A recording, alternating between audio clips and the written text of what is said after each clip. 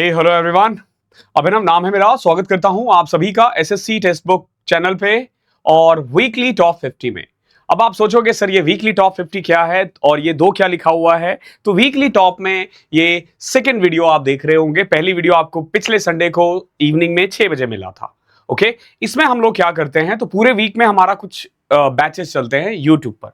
Okay, वो batches कौन कौन से हैं, तो देखो, एक तो हमारा अब वॉर बैच स्टार्ट हो रहा है कल से इवनिंग में 7 बजे मैथ्स के लिए।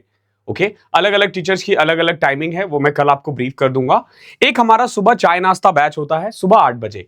ठीक है, ये मॉर्निंग में आप कल देख लोगे, ये दोनों डेली होता है। तो अभी आप देखोगे कि वीक में ना टोटल 10 क्लासेस हो गए। वीक में कितनी क्लासेस होंगे, ये 10 क्लासेस। हम क्या करते हैं ना, इन 10 क्वेश्चन से कम 20 से 25 जो बढ़िया बढ़िया क्वेश्चन है ना, वो आइडेंटिफाई कर लेते हैं। और 20-25 क्वेश्चंस और हमारे ग्रुप से जो बहुत बच्चे पूछते हैं डाउट्स में, तो उनको हम यहाँ पे ऐड करते हैं और उसका सॉल्यूशन मैं आपको यहाँ पे प्रोवाइड करता हूं। और ये टॉप 50 आपको संडे को इवनिंग में 6 बजे मिला करेगी, हर संडे को।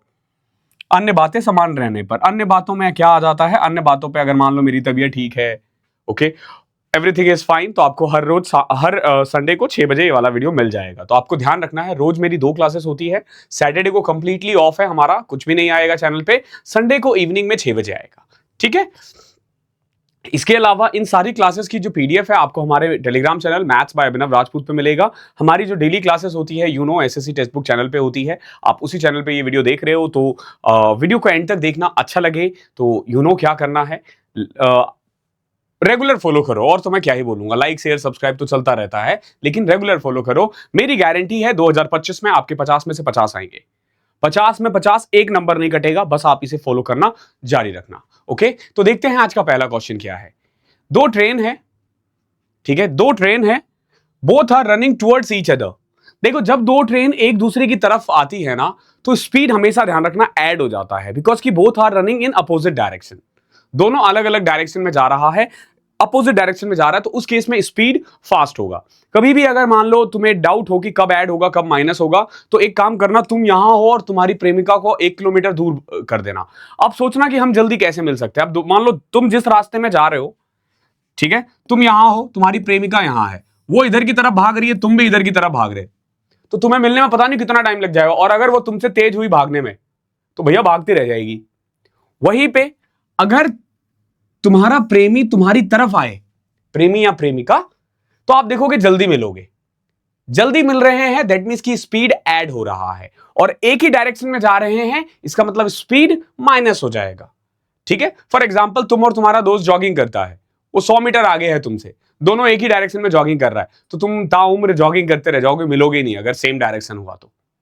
ओके, तो अपोजिट डायरेक्शन में हमेशा डिस्टेंस ऐड होता है, और अगर सेम डायरेक्शन में हो तो डिस्टेंस माइनस होता है। देखते हैं पहला क्वेश्चन क्या है। 2 ट्रेन है running towards each other, speed एक का 50 है, एक का 60 है, from station A and B. When 2 train meets each other, the second train cover 120 kilometre more distance than the first train. यानी कि जो दूसरा ट्रेन है ना, वो पहले ट्रेन से 120 किलोमीटर ज्यादा ट्रेवल किया है। अभी इसको ऐसे देखो, मैं यहां तू वहां, ओके, जिंदगी है यहां मान लो। ओके, मैं इधर की तरफ आ रहा हूं, तुम इधर की तरफ आ रहे हो, 1-1 घंटे चले, बस 1-1 घंटे। मेरी स्पीड है 50 किलोमीटर, तुम्हारी स्पीड है 60 किलोमीटर। हम दोनों यहां मिल गए 1 घंटे बाद। मैंने ट्रेवल किया 50 किलोमीटर, तुमने ट्रेवल किया 60 किलोमीटर। ठीक है, आप देखोगे 1 घंटे में आप कितना ज्यादा चल रहे हो मुझसे, 10 किलोमीटर ज्यादा चल रहे हो। कितना ज्यादा चल रहे हो, 10 किलोमीटर। तो व्हाट वी कैन से कि हम लोग 1 घंटे चले, तो ये बंदा, जो दूसरा बंदा है, वो 10 किलोमीटर ज्यादा चला है। यहां देखोगे सेकंड ट्रेन जो है ना, 120 किलोमीटर ज्यादा चला है। कितना, 120 किलोमीटर। तो जब आप 120 को 10 से डिवाइड कर देते हो, आप बोलोगे सर 10 से क्यों डिवाइड कर रहे हैं, क्योंकि 1 घंटे में 10 किलोमीटर ज्यादा चल रहा है। तो आपको यह पता चलेगा कि टोटल 12 घंटे चला गया है। कितना, 12 घंटे।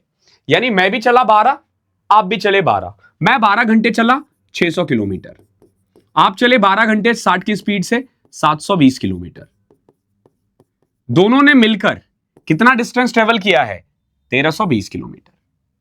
आपको इतना करने की जरूरत नहीं पड़ती है, 12 घंटे है, सीधा 60 प्लस 50 कर दो, क्योंकि same direction, sorry opposite direction में है, आंसर आपका आ जाएगा। ठीक है, ये समझाने के लिए किया था। नेक्स्ट क्वेश्चन देखो क्या है। How many spherical leads shots each of diameter 8.4 centimeter can be obtained from a rectangular solid lid of dimension this। देखो हमारे पास ना एक रेक्टेंगुलर सॉलिड लिड है जिसका डायमेंशन यानी लेंथ ब्रेथ हाइट ये दे रखा है। इसको पिघला करके ना हमें स्फेरिकल लीड्स बनाने हैं जिसका डायमीटर कितना है 8.4। तो आपसे पूछा ऐसे कितने लीड्स बन पाएंगे। देखो सबसे पहले तो ऊपर वाले का वॉल्यूम कितना है, इस क्यूबॉइड का वॉल्यूम होगा 88 इंटू 63 इंटू 42, ठीक है, length into breadth into height. अभी इससे हमें क्या बनाना है, इससे हमें बनाना है छोटे छोटे स्फेयर्स। कितने स्फेयर्स बनेंगे, मान लो पी स्फेयर्स बनेंगे। स्फेयर का वॉल्यूम क्या होता है 4/3 पाई आर की क्यूब। डायमीटर अगर 8.4 है तो रेडियस क्या होगा 4.2 इंटू 4.2। इसको सॉल्व कर दोगे आ जाएगा आंसर। देखो कैसे, 22 इंटू 4 88। यहां पे देखोगे पॉइंट के बाद 3 वो है तो मैंने क्या किया 3 0 लगा के सारे पॉइंट्स को कैंसिल आउट कर दिया। ओके अभी देखो 7 3 21 कट किया 2, एक 42 से ये 42 कैंसिल, 21 दिया 63, 21 दूनी 42, 2 दूनी 4, 4 को इससे कट करोगे 250, सब कट कुटा जाएगा, ऊपर बचेगा कितना 750, नीचे P। यानी टोटल कितने वो बन पाएंगे, छोटे छोटे कितने बॉल्स बन पाएंगे, द आंसर इज 750। छोटे छोटे 750 बॉल बन पाएंगे। दो सर्कल है, रेडियस 30 और 40 है, दोनों इंटरसेक्ट कर रहे हैं एक दूसरे को, और जो कॉमन कॉर्ड है ना उनका लेंथ है 48। आपसे पूछा है कि सेंटर के बीच में डिस्टेंस क्या होगा। ऐसे क्वेश्चंस अगर कभी भी आए ना तो आपको ना डायग्राम बनाना पड़ता है, ठीक है। अगर कोई आपको बिना डायग्राम वाला समझा रहा है ना कि बिना डायग्राम के बन जाएगा तो उसको बोलना चल झूठे। क्या करते हैं ना कि रट के आ जाते हैं और यहां बिना डायग्राम के करवा देते हैं कि सर ऐसे ऐसे ऐसे ऐसे होगा। देखो डायग्राम अगर जब तक मैथ्स में आप ज्योमेट्री में एडवांस में डायग्राम नहीं समझोगे ना आप ज्योमेट्री नहीं सीख पाओगे। तो ज्योमेट्री में डायग्राम मस्ट है, ध्यान रखना मस्ट है। दो सर्कल है, रेडियस 30 और 40, length of their common code है 48। देखो दो सर्कल है, क्लियर है, दोनों दो जगह इंटरसेक्ट कर रहे हैं और लेंथ ऑफ कॉमन कोड ये होता है 48। कोई दिक्कत।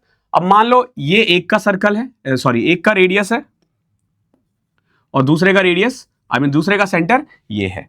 हमसे ये जानना चाह रहा है कि भैया आप ये बताओ इन सेंटर के बीच का डिस्टेंस कितना है। एक चीज हमेशा ध्यान रखना, अगर मैं दोनों सेंटर को मिला दूं ना तो कॉर्ड दो बराबर पार्ट में डिवाइड हो जाएगा, कॉर्ड दो बराबर पार्ट में डिवाइड हो जाएगा, समझना। यानी कि पूरा कॉर्ड कितना था 48 था ना, तो ऊपर वाला अब 24 बचेगा, ये 24 बचेगा और ऊपर से ये 90 डिग्री भी होगा, याद रहेगा, ठीक है। अभी देखो एक का रेडियस 30 है, एक का 40 है। ओके आपको ना पाइथागोरस ट्रिपलेट आना चाहिए, पाइथागोरस ट्रिपलेट आना चाहिए। देखो पाइथागोरस ट्रिपलेट में क्या होता है कि अगर कोई भी पाइथागोरस ट्रिपलेट है ना वो 3 4 5 रेशियो को फॉलो करता है। जैसे फॉर एग्जांपल ये देखो 6 5 जा 6 4 जा, ठीक है, तो ये जो होगा ना ये 18 हो जाएगा। आप चाहो तो पाइथागोरस लगा सकते हो, कैसे 30 का स्क्वायर माइनस 24 का स्क्वायर, क्या आ जाएगा 18 का स्क्वायर। सेम एज आपका ये वाला जो पोर्शन है ना ये आ जाएगा 40 का स्क्वायर माइनस 24 का स्क्वायर माइनस 24 का स्क्वायर। अब आप चाहो तो सीधा कर सकते हो, ठीक है, ये 32 आ जाएगा। नाउ अभी देखो ये वाला पोर्शन 32 है, ये वाला पोर्शन 18 है, दोनों को ऐड करोगे कितना हो जाएगा 32 प्लस 18 कितना होता है 50। ये इसका आंसर है। बढ़िया क्वेश्चन है, बहुत ही बढ़िया क्वेश्चन है। अगला देखो, सुभाष ने एक आर्टिकल बेचा है 20% प्रॉफिट पे। If he had bought the article at 10% less and sold at 5% more than the previous selling price, then what would have been his profit percentage? देखो ये क्या कह रहा है, सुभाष ने एक आर्टिकल 20% प्रॉफिट पे बेचा है, अगर उसने 10% कम में खरीदा होता और 5% ज्यादा में बेचा होता तो कितना प्रॉफिट होता। देखो सिंपल है, भाई ने 100 रुपए का सामान 120 में बेच रहा है, 100 का सामान कितने में बेच रहा है 120 का 20% प्रॉफिट पे।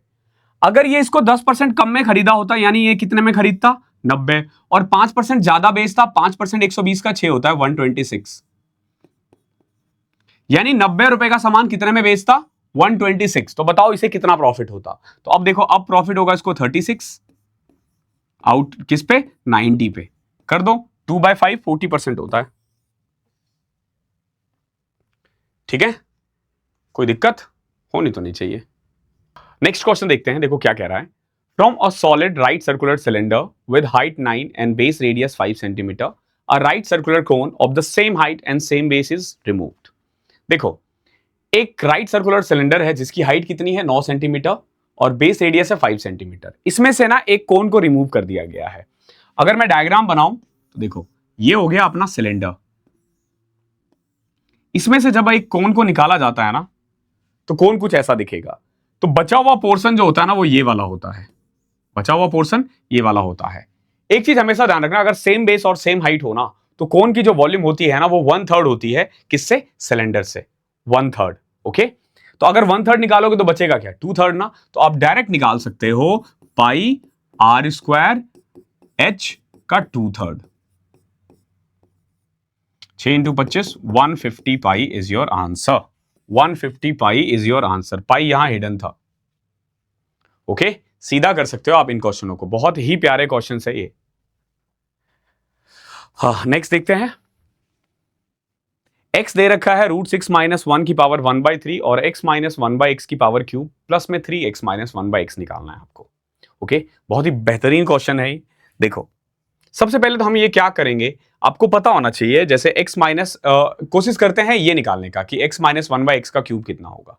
ठीक है, अगर मैं इसको सॉल्व करूं ना, तो ये कुछ ऐसा आ रहा है। देखो, x की क्यूब -1/x की cube -3x x - 1/x। Okay, 3ab a minus b plus में क्या दे रखा था 3x - 1/x। अब अगर आप देखोगे ना, तो ये और ये एलिमिनेट हो जाएगा। तो एट द एंड हमें निकालना है x की क्यूब -1/x की क्यूब। तो अगर मैं x की क्यूब -1/x की क्यूब निकाल दूंगा ना, तो आंसर आ जाएगा।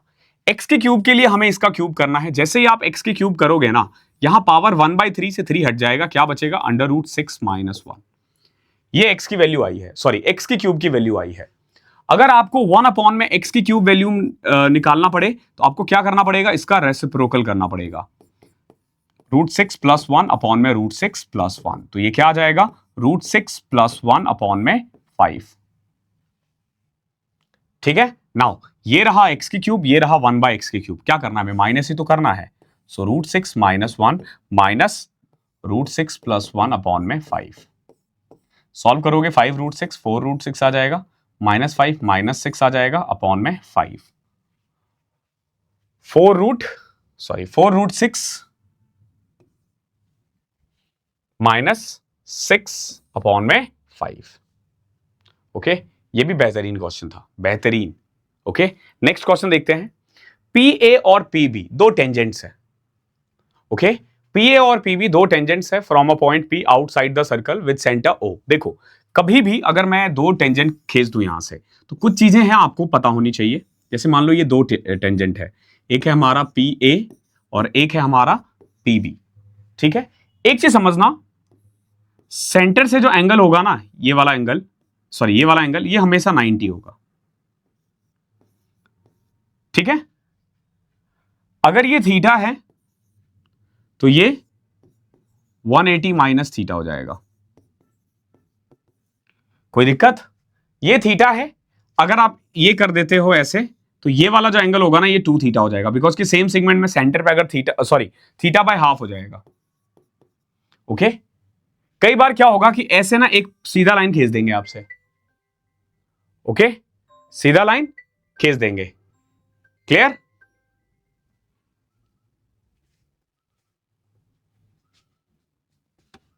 सीधा लाइन खींच के आपसे ये वाला एंगल पूछ देंगे। तो एक तरीका तो ये है कि आप इसका सीधा हाफ कर दो, इस वाले एंगल का सीधा हाफ कर दो, या फिर ये देखोगे कि ये थीटा है और ये दोनों बराबर साइड है, दैट मींस कि ये वाले एंगल्स भी तो बराबर होंगे ना। तो जो भी 180 माइनस थीटा का हाफ कर दोगे, यानी 90 minus theta by 2, 90 minus theta by 2। अब जैसे इसी क्वेश्चन को ले लो, क्या दे रखा था, PA और PB दो टेंजेंट है।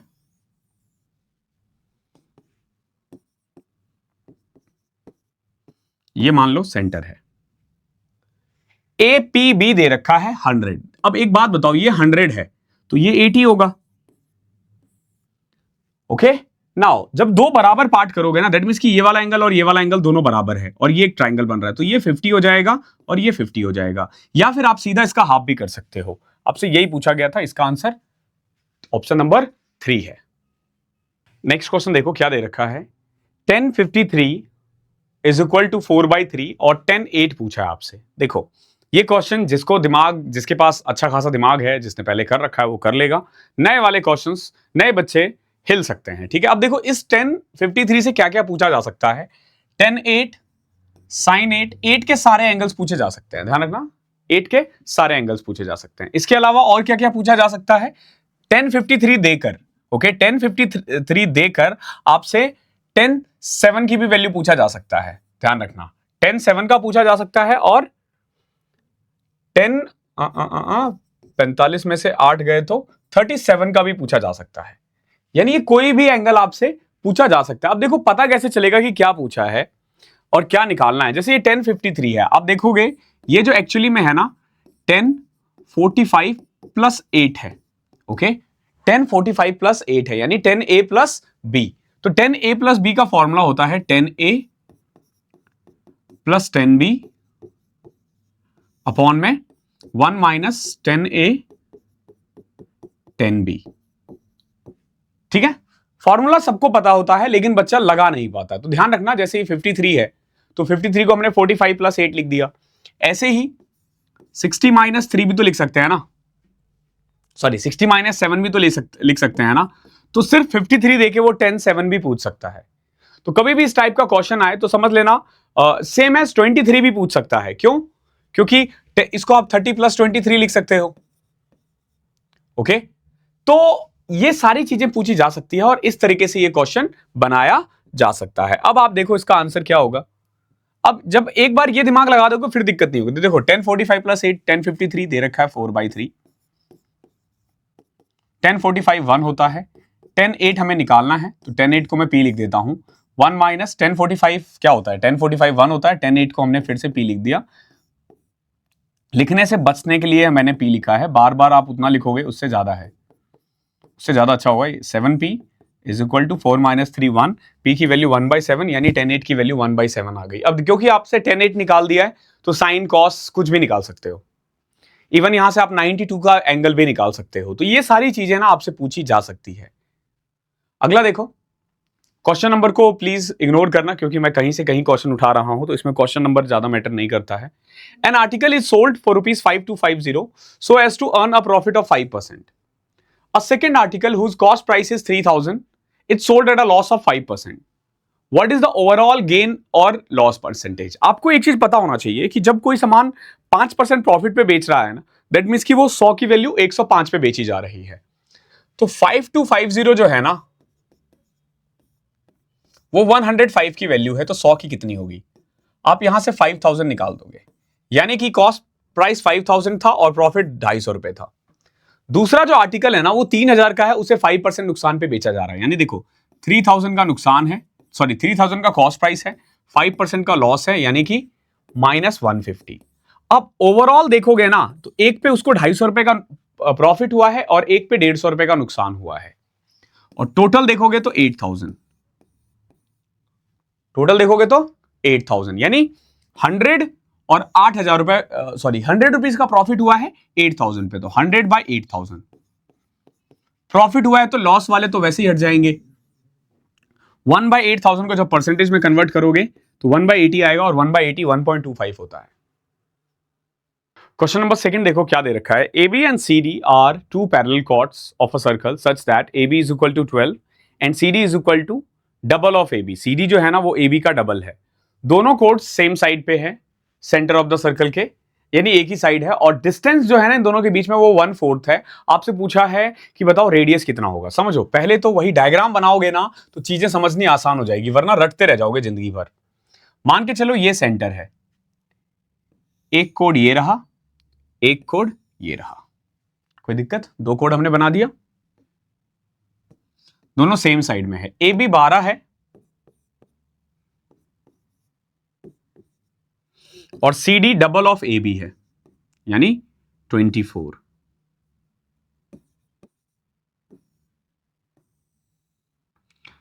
डिस्टेंस बिटवीन जो है ना कॉर्ड का, वो equal to 1/4 of length of CD है। सीडी का लेंथ 24 है, यानी अगर मान लो मैंने नाम इसका ओ दे दिया, इसको पी दे दिया, तो ओपी जो है ना वो 6 है।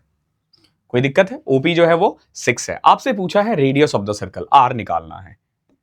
देखो अगर आपसे पूछा जाए कि भैया बताओ इसमें आर कहां है, तो देखो ये है आर, ये है आर। अब आर को मैं दो तरीके से लिख सकता हूं। एक तो मैं लिख सकता हूं R square is equal to OD. अगर ये पूरा 24 है तो ओडी क्या है 144, 12 का होल स्क्वायर 144, प्लस में इसको नाम दे देता हूं टीओ। टीओ कितना है? टीओ को पी मान लेते हैं, टीओ को एक्स मान लेते हैं, x square. Clear? So R square को मैंने 12 144 और टीओ एक्स ले लिया। अभी देखो अगला, अगर ये वाला आर देखें तो ये वाला आर स्क्वायर किसके इक्वल होगा? आप बोलोगे सर पूरा ले लो ये, तो देखो ये वाला पॉइंट अगर x है और इतना 6 है तो ये पूरा क्या है? x प्लस 6 का होल स्क्वायर। और pb कितना होगा? अगर ये पूरा 12 तो pb 6 होगा 36। अभी एक बात बताओ, दोनों ही आर स्क्वायर है तो क्या मैं इसको इक्वेट कर सकता हूं? आप बोलोगे हाँ सर बिल्कुल इक्वेट किया जा सकता है, यानी दोनों को बराबर रख दो। तो जब आप दोनों को बराबर रखोगे तो एक तरफ है 144 x square, sorry 144 plus x square, और दूसरी तरफ है 36 प्लस में x प्लस 6 का होल स्क्वायर, तो एक्स स्क्वायर प्लस 36 प्लस में 12x। यहां देखो एक्स स्क्वायर से एक्स स्क्वायर कैंसिल, 36 36 72 इधर आएगा, तो 12x इज इक्वल टू 72 बचेगा। यहां से x की वैल्यू 6 आई है, ध्यान रखना ये क्या आया है? x की वैल्यू 6 आई है, बट हमें r निकालना था, ध्यान रखना। तो R square is equal to 144 plus में 6 का स्क्वायर 36। तो अगर r स्क्वायर 180 है तो r कितना होगा? 6√5। ये इसका आंसर है। ये बढ़िया क्वेश्चन है, ध्यान रखना। थर्ड देखो, अगर x जो है वो 3 माइनस पी के बराबर है तो आपसे पूछा है x square plus 9xp plus P की क्यूब किसके इक्वल होगा? Okay, if x is equal to 3 minus P then x की cube plus 9xp plus P की क्यूब किसके इक्वल होगा? देखो x किसके इक्वल है? 3 minus P, then this is equal to what? ये किसके इक्वल होगा? देखो x 3 माइनस पी दे रखा है, कुछ मत करो, p की वैल्यू 0 ले लो, तो x की वैल्यू क्या आ जाएगी? 3 ना, x की वैल्यू 3 आ जाएगी। नाउ x की क्यूब, 3 का क्यूब 27 प्लस में 9x p प्लस में p की क्यूब कितना हो जाएगा? p दे रखा था 0, तो 0 का क्यूब 0, तो देखो ये भी 0 ये भी 0, बचा क्या? 27। कुछ करना ही नहीं है। 9th क्वेश्चन देखो क्या है। If the 8-digit number 43308y6 is divisible by 72, आप देखोगे हर वीक ये वाला जो क्वेश्चन है ना वो आपको कॉमन दिखेंगे, क्योंकि ये एग्जाम में इतना रिपीट होता है कि हर बच्चे को आना चाहिए। अब देखो 72 है, 72 के टेबल में आ रहा है, दैट मींस कि वो 9 के टेबल में भी आएगा और 8 के टेबल में भी आएगा। 9 का रूल कहता है sum of the digit, 4 3 7 3 10 18 6 24, 24 plus x plus y should be divisible by 9। 9 का रूल ये कहता है। 8 का रूल कहता है आखिरी का जो 3 डिजिट है ना 8y6, ये 8 के टेबल में आना चाहिए। ओके है, y की वैल्यू लार्जेस्ट लेनी है। तो अब हम स्टार्ट कर सकते हैं क्वेश्चन को। देखो कैसे, जब आप 8y6 को 8 से डिवाइड करते हो, 8 एकम 8 सॉरी 8 एकम 8 कट जाएगा, बचा y6। तो देखो एक तो मैं y की वैल्यू 1 रख सकता हूं, एक मैं 5 रख सकता हूं, 8 7 56 होता है और 12 8 96 भी होता है। सॉरी 12 8 यहां मैं 9 भी रख सकता हूं, ठीक है, क्योंकि 12 8 96 होता है। ओके, तो 159, y की 3 वैल्यू लेनी थी हमें, सॉरी y की हमें मैक्सिमम वाली वैल्यू लेनी है, तो 9 है। कोई दिक्कत इसमें? तो दिक्कत नहीं होगी, y की वैल्यू 9 आ गई।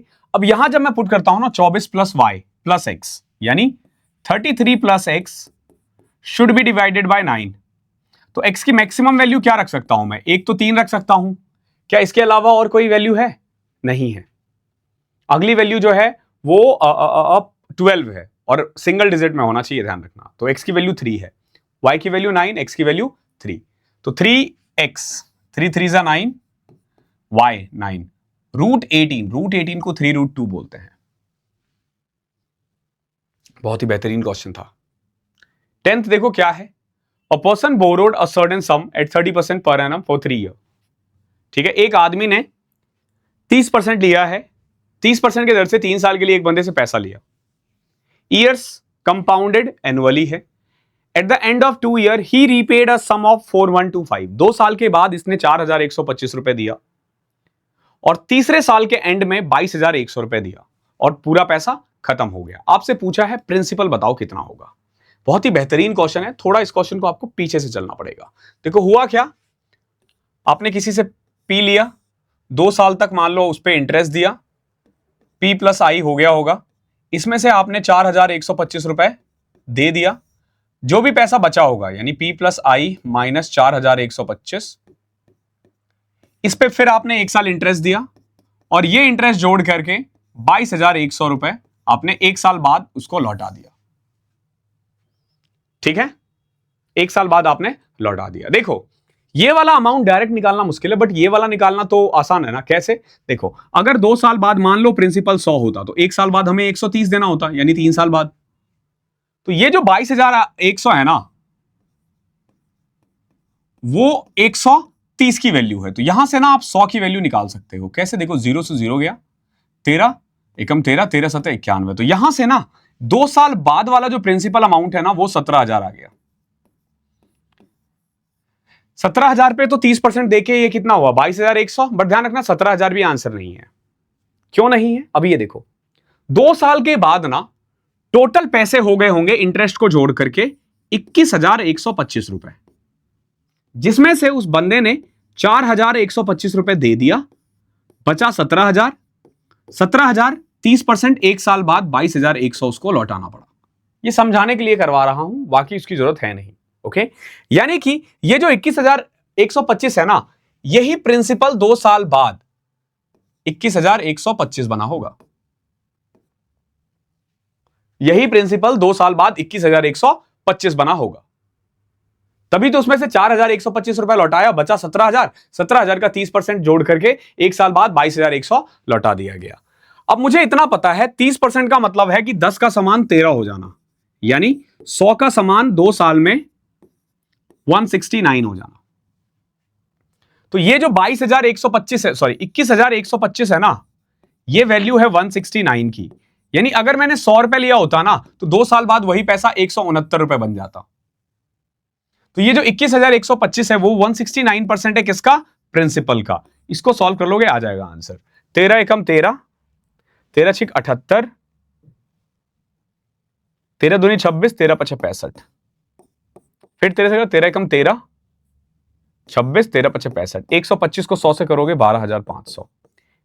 सच अ नाइस क्वेश्चन, बहुत ही बेहतरीन क्वेश्चन है, बहुत बेहतरीन क्वेश्चन है। मैंने लिखा बहुत ज्यादा है, बट ध्यान रखना ये इतना कॉम्प्लिकेटेड भी नहीं है। आपको बस ये देखना है कि 22,100 है, ठीक है 22,100 है। अब जैसे अगर मान लो मुझे ये एग्जाम हॉल में करना हो, ठीक है, एक बार स्क्रीनशॉट ले लो, लेना हो तो। वैसे तो समझ में कुछ आएगा नहीं जब तक आप खुद से नहीं करोगे। देखो अगर ये एग्जाम में होता, देखो 22,100 है,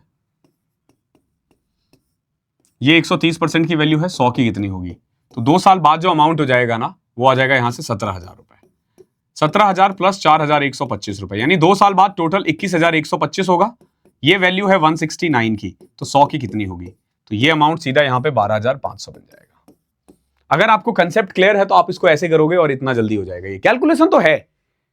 in any circumstances this question is going to take your at least 50 to 60 second, unless and until कि आपने इसको रट रखा है, पहले कर रखा है। 18 आर्टिकल का एवरेज वेट 27 kg है। एक नया बंदे से जाने से addition of another new article reduces the average weight of 500 gram. तो आपसे पूछा है what is the weight of the new article, नए आर्टिकल का वजन कितना होगा। ठीक है, एक नया आर्टिकल आया है और उससे ना एवरेज 500 ग्राम घट गया है, यानी कि नया एवरेज कितना है 26.5 है। अब मैं ना इस क्वेश्चन को जब मैं करवाता हूं ना, तो मैं इसको ना थोड़ा कंसेप्चुअल क्लैरिटी से करवाता हूं और प्रैक्टिकल एग्जांपल देके, जो बहुत फास्ट है। देखो कैसे, एक नया बंदा आया, 19वां बंदा। 19वें बंदे को लाने की शर्त यह थी कि जो नया एवरेज होगा ना वो 26.5 होगा। वो बोलेगा ठीक है सर मैं आ जाऊंगा। कितना एवरेज है 26.5। फिर वो बोलेगा सर मेरे पास तो इतने हैं नहीं, मेरे पास तो इतने हैं नहीं। तो बाकी बंदे जो बचे हुए 18 बंदे हैं ना, ये क्या करेंगे, सब अपने अपने में से 500 ग्राम कम कर देंगे। बोलेंगे ठीक है तू मेरा 500 ग्राम ले ले, तू मेरा 500 ग्राम ले ले, तू मेरा 500 ग्राम ले ले। अगर सबने 500 ग्राम दे दिया 18 के बंदे ने, तो टोटल कितना वेट हो गया, 9 ना। यानी कि ये जो नया बंदा है ना, वो एवरेज से 9 कम लेकर आया है। जो न्यू एवरेज है उससे 9 कम लेकर आया है, यानी वो जो बंदा है ना 17.5 लेकर आया है। ये इसका आंसर है। बहुत इजी है, थोड़ा दिमाग लगाओगे। एक क्वेश्चन और है शायद इससे रिलेटेड, वो और करोगे तो हो जाएगा। बाकी आप मेरे मॉक देखते रहोगे ना, सब क्लियर हो जाएगा। ABCD is a cyclic quadrilateral whose diagonal intersect at P। देखो एक साइक्लिक क्वाड्रिलेटरल है,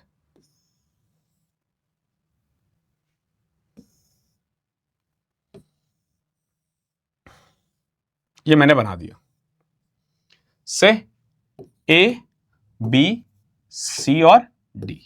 क्या दे रखा है, BAC जो है ना, BAC 40 है, AB और BC बराबर है, ये भी 40 हो गया। DBC कितना है, 60 है। आपसे पूछा है PCD, ये वाला एंगल बताओ कितना होगा, ये वाला एंगल पूछा आपसे, थीटा। अभी समझ में देखना जो जो मैं बोल रहा हूं, देखो आंसर तुरंत आ जाएगा, लेकिन कुछ चीजें समझो। साइक्लिक क्वाड्रिलेटरल की क्या चीजें होती है, एक तो कि आमने सामने का जो एंगल होगा ना, उनका सम 180 होगा। साइक्लिक क्वाड्रिलेटरल उसी को कहते हैं, आमने सामने का सम 180 होता है। लेकिन इसमें ना बहुत सारे सेगमेंट के रूल अप्लाई हो जाते हैं। जैसे ये देखो, DC एक सेगमेंट है, इस सेगमेंट से अगर ये एंगल बनाओगे तो ये 60 है, तो ये भी 60 होगा। क्लियर है। अभी देखो 60 + 40 100, ये 100 है, तो इन पूरे का सम 180 होना चाहिए। तो ये 40, ये 40, ये 40 है तो ये भी 40 होगा, क्योंकि angle in same segment are equal. ये 40 है तो ये भी 40 होगा, ये 40 है तो ये भी 40 होगा। 60 40, ये 80, ये 100, ये 80, ये 100। सब कुछ निकाल सकते हो आप, सब कुछ निकाल सकते हो। हालांकि इसने सिर्फ थीटा पूछा था, तो हमारा आंसर 40 है। कंसेप्ट को क्लियर रखोगे सब हो जाएगा। Pipe A can fill a tank in 120 hours. Pipe A किसी टैंक को 120 घंटे में भर सकता है।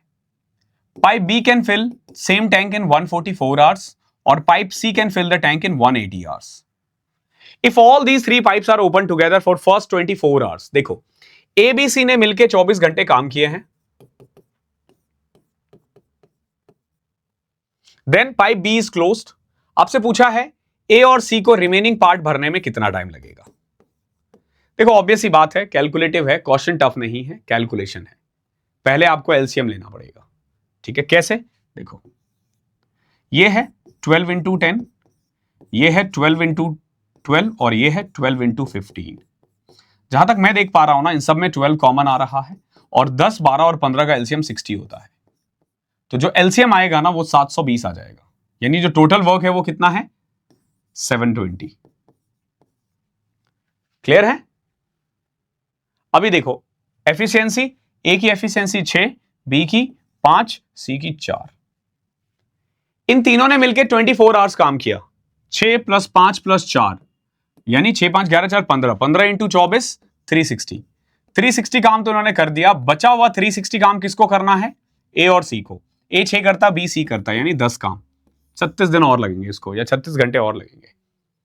देखो कैलकुलेशन जरूर टफ है, इसका मतलब ये नहीं कि क्वेश्चन बहुत टफ है। कैलकुलेशन थोड़ा है, लेकिन क्वेश्चन इजी है। जो ट्रेपेजियम है ना, उसका एरिया दे रखा है 512। ठीक है, एरिया ऑफ ट्रेपेजियम जो होता है ना, ध्यान रखना, एरिया वो होता है half of sum of parallel sides into height. ठीक है, ये फॉर्मूला होता है। अब length of non parallel sides जो है ना, वो 17 और 23 है। देखो जैसे ये है ना, जो नॉन पैरेलल साइड्स है, एक 17 है, एक 23 है। Distance between them is 16। Sum of जो डिस्टेंस बिटवीन 16 है, पैरेलल साइड्स वो 16 है, इसी को हम हाइट कहते हैं। देखो एरिया दे रखा है 512 is equal to half of sum into height. Height कितना है 16। अब देखो 2 से कट किया 8, 8 से कट करोगे 64 आ जाएगा। ये क्या आया है? Sum of parallel sides. मान लो अगर ये ए है, ये बी है, तो ए प्लस बी जो है ना वो दे रखा है 64। आपसे पूछा है पेरीमीटर। देखो ट्रिपेजियम का पेरीमीटर ए बी, इसको सी मान लो, इसको डी मान लो, तो अगर मैं A plus B plus C plus D कर दूं तो पेरीमीटर आ जाएगा। ए प्लस बी दे रखा है 64 और सी प्लस डी 23 प्लस 17 40, 104 आ जाएगा पेरीमीटर। बढ़िया क्वेश्चन था। ओके, ए और बी ने शेयर्स परचेज किए हैं 7:12 में, और जो basic for the cost of their basic salary, यानी जो भी उनको पैसा मिला ना तो उसको उन्होंने 7:12 में, यानी कि ए की सैलरी 7 है, बी की सैलरी 12 है, इसको ऐसे मान लो, इतने शेयर्स खरीदे हैं। कंपनी ने खुश हो गया कि भाई इन लोगों ने अच्छा काम किया है, तो 102 शेयर्स दोनों को दे दिए, और इसी कारण से रेशियो चेंज होकर 9:13 हो गया। जो पहले 7:12 था आज 9:13 हो गया। अगर हर शेयर का कॉस्ट 65 है तो बेसिक सैलरी क्या होगा? देखो जो मैंने लास्ट क्लास में करवाया था वो बहुत कंसेप्ट से करवाया था। कंसेप्ट क्या है? पहले मान लो 7x था, 12x था, इसमें 102 ऐड कर दोगे तो जो न्यू शेयर्स है ना वो 9:13 बन जाएगा। यहां से आप x की वैल्यू निकालोगे, ठीक है, और ये इजी भी है, ये बढ़िया भी है। एग्जाम में मैं अगर आपकी जगह होता तो यही करता, लेकिन क्या है ना आजकल चलता है ट्रिक्स। तो ट्रिक्स में क्या करते हैं? देखो पहले था 7:12, अब कितना है 9:13। पहला काम होता है इनके गैप को सेम करना। यहां गैप है 5 और यहां गैप है 4, क्योंकि दोनों का डिफरेंस तो सेम ही रहने वाला है ना। दोनों का डिफरेंस जो रहेगा पहले अभी भी वही रहेगा, अगर 102 शेयर बढ़ा भी दें तो 5 और 4 इसको बराबर करोगे यानी 20, इसको 4 से करो 28 और 48, इसको 5 से करोगे 45 और 65। क्लियर है? अभी देखो 28 से 45 हो गया, यानी कितना बढ़ा? 17, जबकि शेयर्स कितने दिए गए थे? 102, तो 6 से मल्टीप्लाई कर दो। 6 से मल्टीप्लाई करोगे ना तो ए का पहले का शेयर आ जाएगा 28 × 6 यानी 168। कितने थे? 168 शेयर्स थे। आपसे पूछा बेसिक सैलरी ऑफ ए, तो पहले था 168 और एक शेयर का कॉस्ट था 65, ये हो गया ना इसका बेसिक सैलरी। कैसे करोगे? देखो 65 को 100 से किया 6500, 65 को 6 से करना कितना आसान है? 6 6 36, 360 और 30 390, 3900। और 65 को 8 से करना, 650 में से 130 घटाओगे 520, 9 5 14 5 19, 6 3 9 1 10, 10,920। ओके है। बाकी इससे सॉल्व करोगे, पहले x की वैल्यू आएगी, ठीक है। x की वैल्यू क्या आएगी? तो मुझे लग रहा है x की वैल्यू जो आएगी वो आएगी 24। 7 को उसे करना, हाँ 7 दूनी 14, हाँ 24 आएगी x की वैल्यू। 24 × 7, इतने शेयर्स हो गए और एक शेयर की वैल्यू 65 है, इससे भी आ जाएगा answer. What least number must be subtracted from 1936 so that the remainder when divided by 910 will leave in each cases the same remainder 7? आपसे कह रहा है कि 1936 में ऐसा क्या घटाऊं मैं, ऐसा क्या घटाऊं ताकि मैं जब 9 10 और 15 से डिवाइड करूं ना तो रिमाइंडर क्या आएगा? 7 आएगा। ध्यान रखना, इसका ऐसा क्या घटाऊं कि घटाने के बाद रिमाइंडर 7 आए। देखो रिमाइंडर 7 के लिए आपको सबसे पहले तो ये करना पड़ेगा 9 10 और 12 का एलसीएम ले लो, क्या आएगा? 90। यानी कि जब मैं 1936 को डिवाइड करता हूं 90 से तो मैं देखता हूं रिमाइंडर क्या आ रहा है। 90 एकम 90 दूनी 180, ठीक है, 136, 90 1 90। अब देखोगे 46, रिमाइंडर क्या आ रहा है? 46। लेकिन 46 नहीं आना चाहिए, रिमाइंडर कितना आना चाहिए? 7 आना चाहिए। तो हमें क्या घटाना पड़ेगा? 39 कम कर दो। ये इतना आसान है। बी ए और डी सी जो है ना ये कॉर्ड है। जब आप कॉर्ड को आगे एक्सटेंड करते हो ना तो वो एक पॉइंट पर मिल जाता है पी पे। अक्सर ऐसा क्वेश्चन आता है और जब वो पी पे मिलता है ना उसको हम छेदक रेखा कहते हैं हिंदी में, और इंग्लिश में कहते हैं सिकेंट। कभी भी ऐसा हो जाए, इसको इस तरीके से भी दिया जा सकता है कि दो कोड है वो P पे इंटरसेक्ट हो रहा है। ये A है, ये B है, ये C है, ये D है। ध्यान रखना फॉर्मूला दोनों के लिए सेम रहता है, आपको P को पकड़ लेना है जो कॉमन पॉइंट है। जैसे देखो AB और DC कॉर्ड कहां इंटरसेक्ट हो रहा है? P पे इंटरसेक्ट हो रहा है, बाहर ही तो हो रहा है ना। तो फॉर्मूला आपको बस सीधा ध्यान रखना है। क्या फॉर्मूला है भैया? PA into PB is equal to PC into PD। P हर जगह होना चाहिए, P हर जगह होना चाहिए। इधर भी वही होगा, PA into PB, PC into PD। Chord अंदर इंटरसेक्ट करे या बाहर इंटरसेक्ट करे, फॉर्मूला यही रहने वाला है। PA कितना है? X। PB कितना है? 2X। PC कितना है? 18। PD कितना है? 18 प्लस 7 25। 2 से कटा 9। X square is equal to 9 into 25 करोगे, 3 इंटू 5 सीधा करके x की वैल्यू 15 रख दो ना। आपसे क्या पूछा? x ही तो पूछा था ना, 15। ओके, इसमें हम सारे कंसेप्ट भी बताएंगे, ऐसा नहीं कि मैं सीधा सिर्फ और सिर्फ आपको आंसर बताऊंगा, कंसेप्ट भी बताऊंगा। A person borrows ₹5,000 for 2 years at 4% per annum simple interest. He immediately lend it to another person 6.1/4% for 2 years. ठीक है, find the gain in the transaction per year. अभी देखो इस बंदे ने 5,000 रुपए लिया 2 साल के लिए 4% के हिसाब से, और फिर उसको 6.1/4 पे लगा दिया। अब देखो 4% से लिया और 6.1/4 पे लगा दिया, यानी कितना कमा रहा है एक साल में? 2.1/4%, यानी 9/4% कमा रहा है ये। कितना? 9/4% एक साल में। तो 2 साल में कितना कमाएगा? 2 साल में 9/2% कमाएगा, डबल कर दो।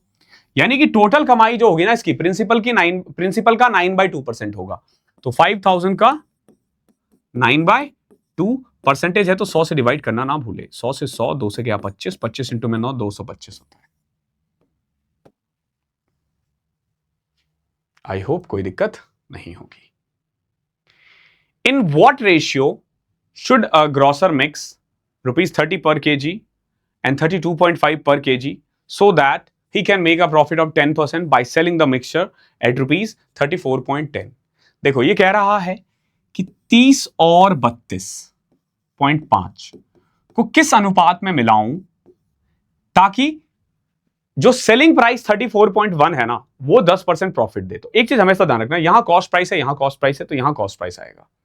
बट यहां दे रखा है सेलिंग प्राइस, तो सेलिंग प्राइस दे रखा है 34.1, लेकिन ये 10% प्रॉफिट के बाद है। तो पहला काम है हमारा प्रॉफिट निकालो। पॉइंट हटाया, 0 लगाया, कट गया। 11 या 33, 31%। यहां से कॉस्ट प्राइस आ गया 31, यानी इस P की वैल्यू कितनी है? 31। लगा दो, ये 1 आएगा, ये 1.5 आएगा। 1.5 और 1 यानी 3:2। आई होप क्लियर होगा। नेक्स्ट देखो, चोर पुलिस बहुत इंपॉर्टेंट है। चोर पुलिस में एक चीज ध्यान रखना, 3 क्वेश्चंस पूछे जाते हैं। एक चोर ने, मान लो ये चोर है, चोरी करता है, यहां पुलिस है, इनके बीच का कुछ डिस्टेंस होगा। कुछ चोर की स्पीड होगी, कुछ पुलिस की स्पीड होगी। आपसे पहले पूछेगा कि कितनी देर में पकड़ में आया, तो ये पूछेगा ही पूछेगा, ये चाहिए ही चाहिए आपको। तो इनके बीच का जो भी डिस्टेंस है ना, वो पुलिस माइनस चोर की जो भी स्पीड है 5/18 कर देना, आंसर सेकंड में आ जाएगा। ये करना ही करना है। फिर पूछेगा चोर कितना भागा है, इतने सेकंड में चोर कितना भागेगा, इतने सेकंड में पुलिस कितना भागेगा, बस। अब जैसे देखो एक चोर है 15 की स्पीड से भाग रहा है, पुलिसमैन उसका पीछा कर रही है 18 किलोमीटर पर आवर की स्पीड से। आफ्टर 45 मिनट, देखो 45 मिनट बाद चोर पकड़ में आ गया। कितनी देर बाद? 45 मिनट में। तो आपसे पूछा है कि how much is distance between the policeman and thief starting में कितना रहा होगा। इसको 2 तरीके से किया जा सकता है। देखो कैसे, एक तो ये देख लो कि चोर 15 की स्पीड से 45 मिनट में कितना भाग पाएगा, तो 3/4 कर देते हैं, 11.25। पुलिस 45 मिनट में 18 की स्पीड से कितना भाग पाएगा, ठीक है, 3/4 करना ना भूले, ठीक है। 45 इंटू में, सॉरी 45 मिनट में 18 इंटू 3/4, 54/4 आ जाएगा, 27/2, 13.5। और इनका जो डिफरेंस है, एक बात बताओ, पुलिस ज्यादा क्यों भागी है चोर से? पुलिस ज्यादा चोर से क्यों भागी है? 2.25 किलोमीटर ज्यादा क्यों भागी है? क्योंकि इनके बीच में इनिशियली गैप इतना रहा होगा। तो एक तरीका तो ये है जो थोड़ा लेंदी है। आसान तरीका आपको बस ये देखना है कि दोनों का जो स्पीड का डिफरेंस है ना, आपसे बेसिकली फॉर्मूला होता है डिस्टेंस अपॉन में S1 माइनस S2 5/18 इंटू में सेकेंड्स, ठीक है। बट यहां अगर किलोमीटर पर आवर है तो डिस्टेंस किलोमीटर में आएगा, यहां पे आर आ जाएगा। तो डिस्टेंस हमें निकालना है, S1 माइनस S2 3 है और 45 मिनट यानी 3/4 आ रहा है, तो D इज इक्वल टू सीधा 9/4 आएगा 2.25। एक लाइन में आंसर, आपको फॉर्मूला लिखना नहीं पड़ता, तो आपको इतना ही टाइम लगेगा क्वेश्चन को करने में, सिर्फ ये लिखना है एग्जाम में। अब जो आपके पास कुछ क्वेश्चंस है ना, ये वो क्वेश्चंस है जो बच्चों ने भेजे हैं, मुझे ठीक क्वेश्चन लगे हैं ये सारे, तभी मैं आपको यहां करवा रहा हूं। ओके, हो सकता है कुछ क्वेश्चंस आपको इजी लगे, बट अगर मैंने यहां लिया है दैट मींस कि मुझे ठीक ठाक लगे हैं क्वेश्चंस। ओके, कुछ क्वेश्चंस इजी होंगे नो डाउट। अब जैसे इसी क्वेश्चन को ले लो, आंसर पे ध्यान मत देना, ठीक है। जो प्राइस है ना एक आइटम का, वो इंक्रीज हो गया है 2 बार सक्सेसिवली। जो फाइनल प्राइस है वो 2295 है, इनिशियल प्राइस 1000 रुपए था। आपसे पूछा है प्राइस ऑफ इंक्रीमेंट, और ये भी दे रखा है the percentage of increment for the second time was twice the percentage of increment in the first time. पहली बार से दुगना है। By what percent was the price increase for the second time. आपसे पूछा सेकेंड टाइम कितना increase हुआ है। देखो, पहले पे जो भी हुआ है ना, दूसरे पे उससे डबल हो गया, यानी कि सेकेंड टाइम में जो भी इंटरेस्ट आएगा ना, वो 2 के टेबल में आएगा। एक ही ऑप्शन है, आंसर टिक करो और आगे बढ़ो। एक तरीका तो ये है, एक तरीका तो ये है।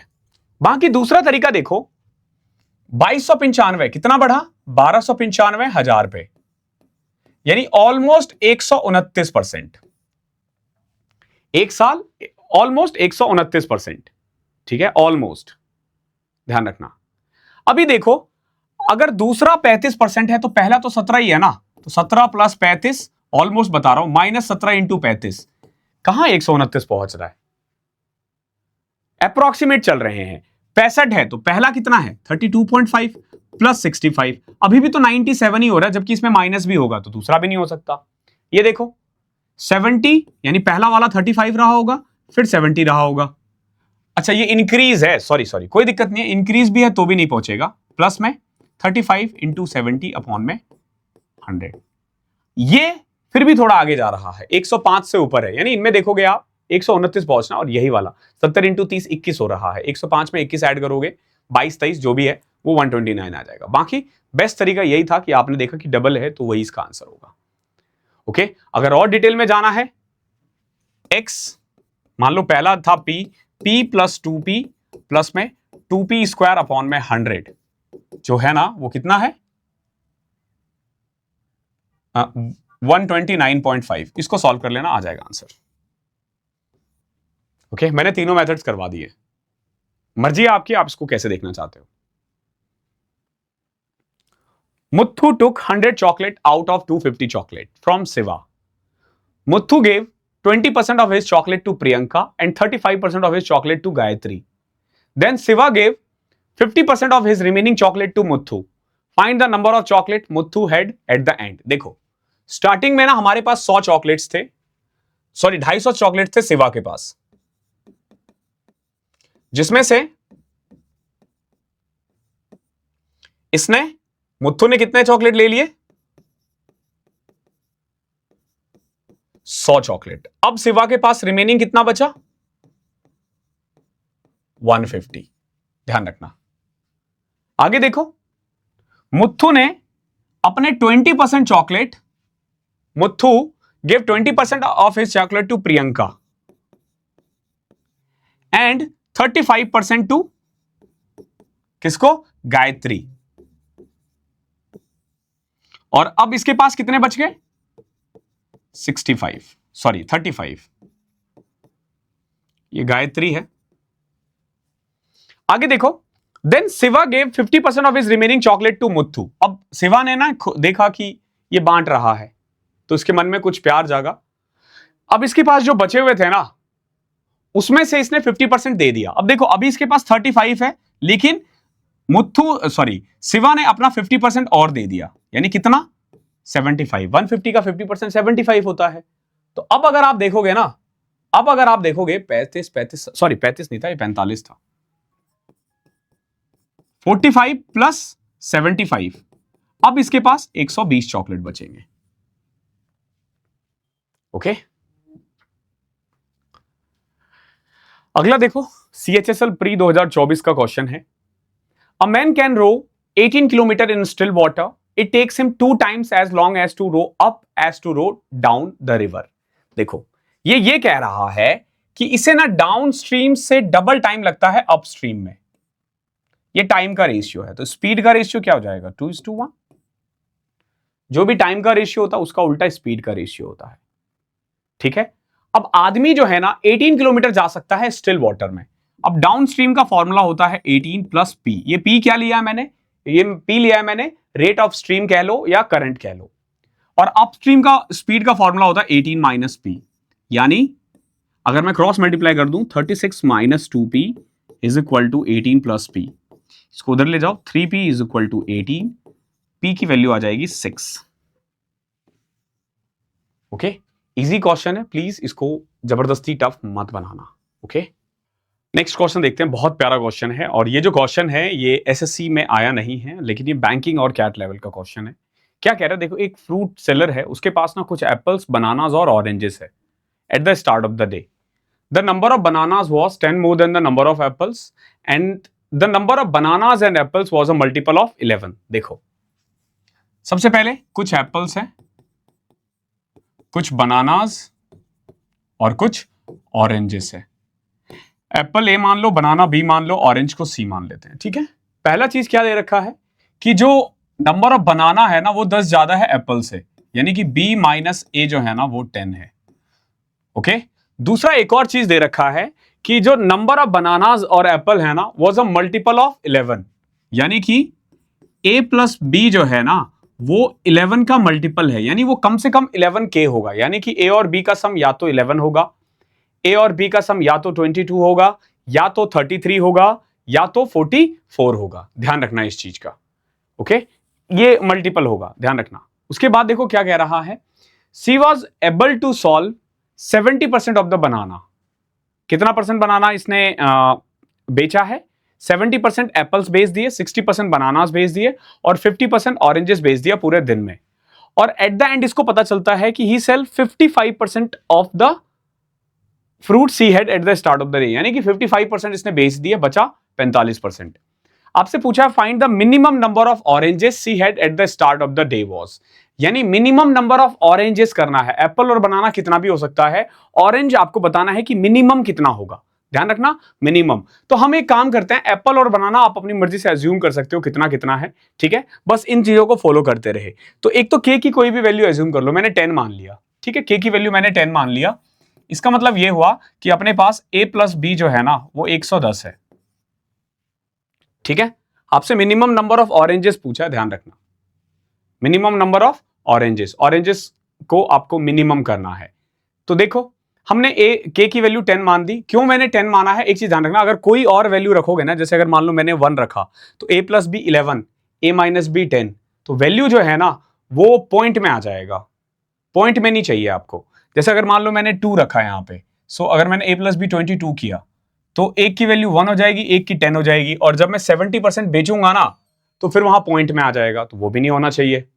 ओके, वो भी नहीं होना चाहिए। तो ध्यान रखना, a प्लस बी हमने इसीलिए 10 मान लिया है मिनिमम, ताकि 70%, 60% और 50% जब निकालू ना पॉइंट्स में ना जाए। ठीक है, 10 का 70%, 60%, यानी जो भी नंबर होगा ना वो 10 का मल्टीपल मैंने मान लिया। तो इस हिसाब से अगर a प्लस बी 110 है और b माइनस बी a 10 है, तो अगर ऐड करोगे b की वैल्यू 60 आ जाएगी। ओके, और a की वैल्यू 50 आ जाएगी, यानी हमारे पास 50 एप्पल है और 60 बनाना है। ठीक है, 50 एप्पल है और 60 बनाना है। ऑरेंज कितना है, सी मान लेते हैं। ठीक है, ये मिनिमम है। मैंने ऐसा इसलिए किया, देखो अब हुआ क्या कि 70% एप्पल इसने बेच दिए। कितना बेचा, 35। अगर मैं कोई भी और नंबर लूंगा ना तो ये पॉइंट में आ जाएगा। ओके, 60% बनानास मैंने बेच दिए, यानी कि 36 बनाना मैंने बेच दिया। ओके, और 50% ऑरेंजेस बेच दिया, यानी C/2। अभी देखो, इनिशियली मेरे पास 50 प्लस 60 प्लस C इतने बनाना थे, इसका मैंने 55% बेचा है, और ये इक्वल है किसके, इनको अगर मैं ऐड कर दूं तो कितना आ जाएगा 71 प्लस में c/2, 71 प्लस c/2। क्लियर है? यानी इसका 55 हमने बेच दिया है। इसको सॉल्व कर दोगे, जो c की वैल्यू आएगी वही इसका आंसर है। 11 अपॉन में 20, 11 से करोगे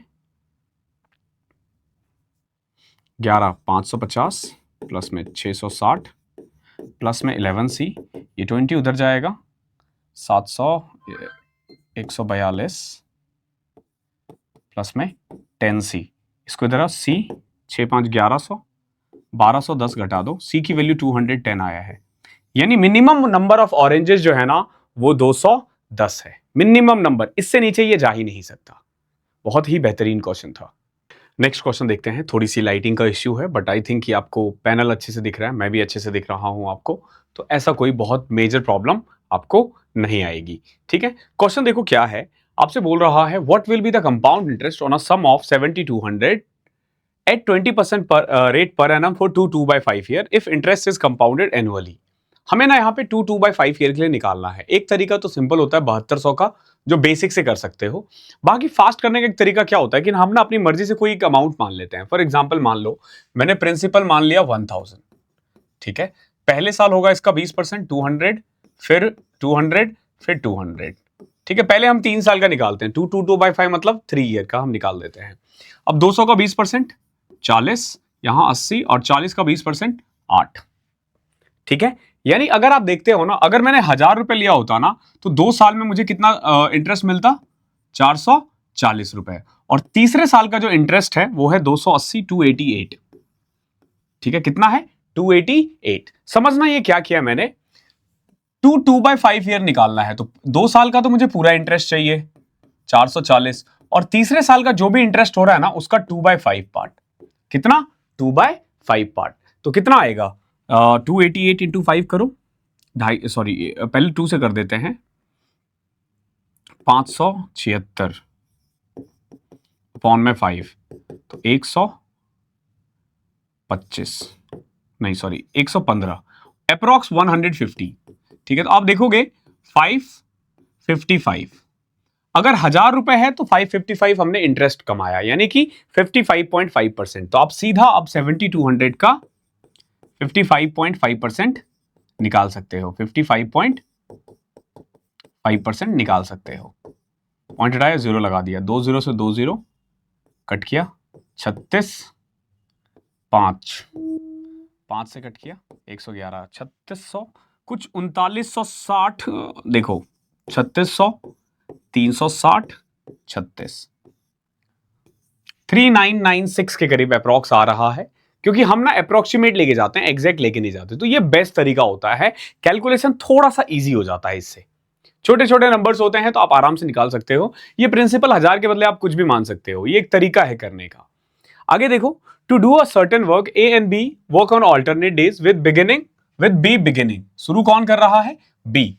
the work on the first day, A can finish the work alone in 48 days. A अकेला 48 दिन में कर सकता है।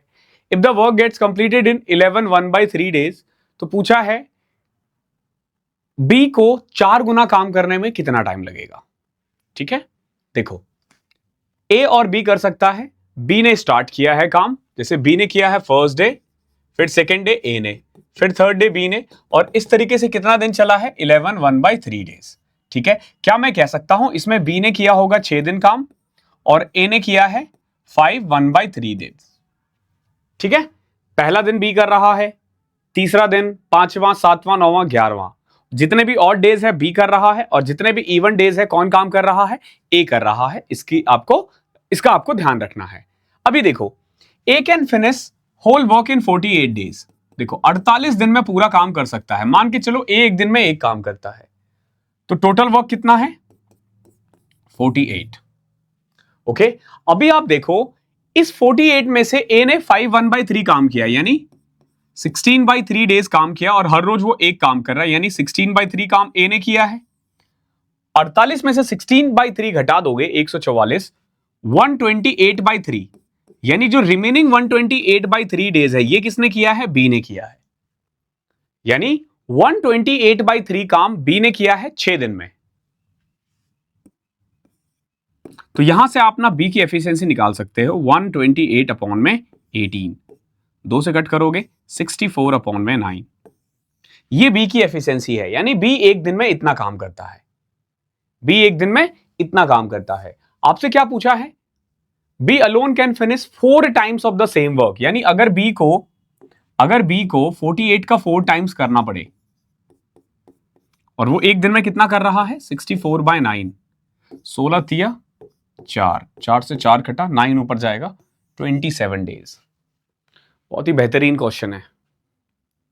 नेक्स्ट देखो, 150 वर्कर को एंगेज किया गया है to finish a piece of work in a certain number of days. 4 worker dropped on second day, 4 more days working drop on third day and so on, यानी हर रोज 4-4 दिन कम होते जा रहे हैं, 4-4 लोग कम आ रहे हैं। ठीक है। It takes 8 more days to finish the work. Find the number of days in which the total work was completed. देखो टोटल 150 आदमी है, ठीक है। टोटल आदमी कितना है 150 आदमी है। हर रोज 8-8 लोग कम होते जा रहे हैं, हर रोज 8-8 लोग कम होते जा रहे हैं और इसी कारण से 8 दिन ज्यादा लगा है। ठीक है, समझो। पहले दिन काम किया 150 वर्कर ने, अगले दिन 142, कितना कम हो रहा था 4, 146, एक दिन 142 एंड सो ऑन। इस तरीके से काम हो रहा है। ठीक है, मान के चलो n डेज में काम फिनिश हो रहा था। कितने डेज में? n डेज में। तो टोटल काम कितना होगा 150/n, सॉरी 150 इंटू n, ये टोटल वर्क है। इसी को करने के लिए 150, 146, 142 और कब तक चला n+8 डेज तक चला। ध्यान रखना कितने दिन तक चला है n+8 डेज तक चला। अगर आप गौर से देखोगे ये क्या है, ये एक ईपी है, एपी है जिसका सम दे रखा है।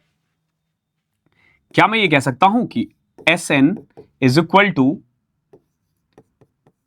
n/2, n+8 है, यहां पे ध्यान रखना n+8 है, यानी total number of terms n+8 है, तो n/2 2a प्लस n-1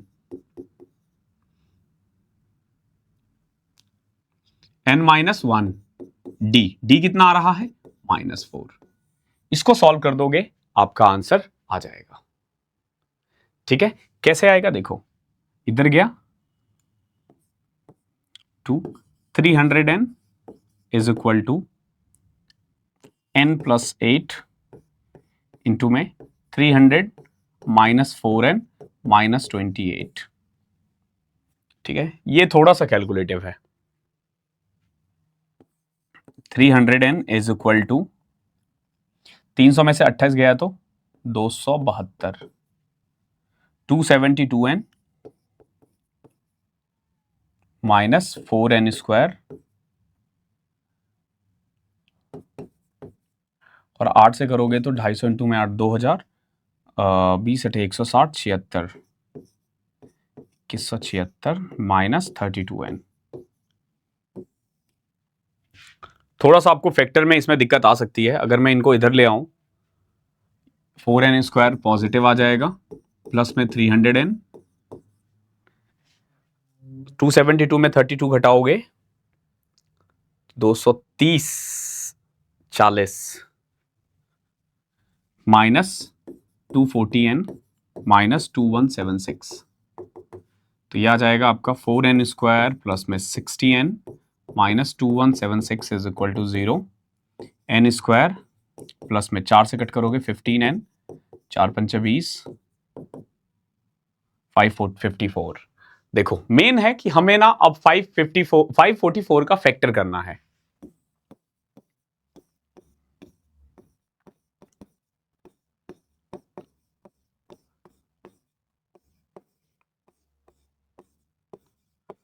तो 2 दूनी 4 दूनी 8 दूनी 16, 16 और 34 ना,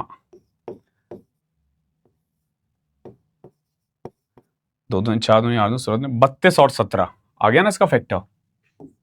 क्या आया है 32n, 32 और 17, ओके माइनस में, तो n की वैल्यू ना 17 आ गई है यहां पे।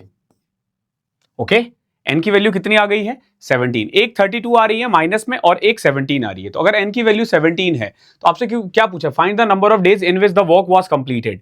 तो जो भी आया है उससे 8 दिन एक्स्ट्रा लगा है, यानी 17 + 8 25 डेज लगा है। बहुत ही बेहतरीन क्वेश्चन था। मैंने आपको पहले भी बताया है कि यहां पे आपको क्वेश्चंस अच्छे अच्छे मिलेंगे। A reduction of 20% in the price of apple enable a Mohan to purchase to Mohan 3 more apple for rupees 240। तो बताओ ओरिजिनल प्राइस क्या होगा। देखो प्राइस जब 20% को डाउन कर देते हैं ना, तो मोहन 3 एप्पल ज्यादा खरीद रहा है। देखो 20% डाउन का मतलब होता है प्राइस 100 से 80 कर देना, या फिर 5 रुपए से 4 रुपए कर देना। ठीक है, अगर प्राइस 5 से 4 आए ना, तो क्वांटिटी जो है ना वो 4 से 5 हो जाता है। ध्यान रखना, क्वांटिटी क्या हो गया, 4 से 5 हो गया। यानी कितनी क्वांटिटी बढ़ी, +1। ऐसा हम कह रहे हैं, ये लोग कह रहे हैं ये 3 ज्यादा क्वांटिटी खरीद रहा है, तो कर दो। यानी पहले अगर वो 12 क्वांटिटी खरीदता था, तो अब 15 क्वांटिटी खरीदेगा। समझे, पहले वो 12 क्वांटिटी खरीदता था, अब 15 क्वांटिटी खरीदेगा। आपसे पूछा ओरिजिनल प्राइस कितना होगा। देखो अगर वो 240 रुपए में 12 क्वांटिटी खरीदे, तो एक क्वांटिटी का प्राइस कितना है, 20 रुपए। आई होप क्लियर होगा।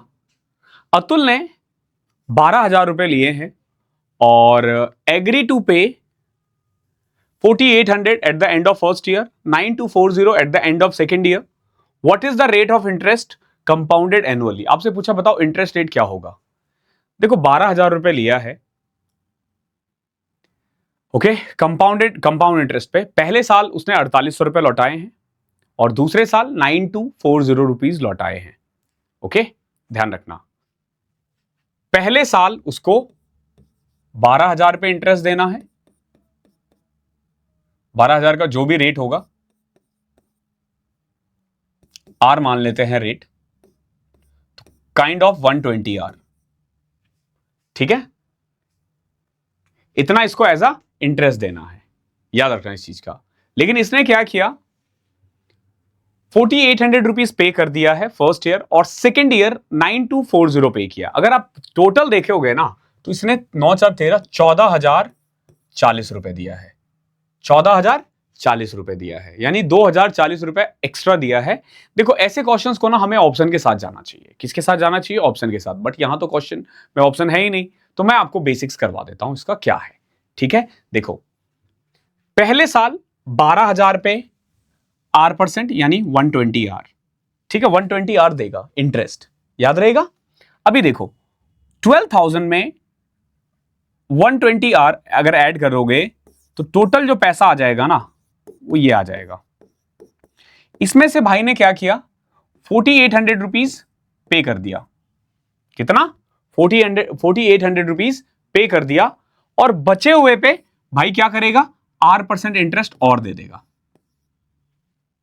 क्लियर है, R% इंटरेस्ट और दे देगा बचे हुए पे।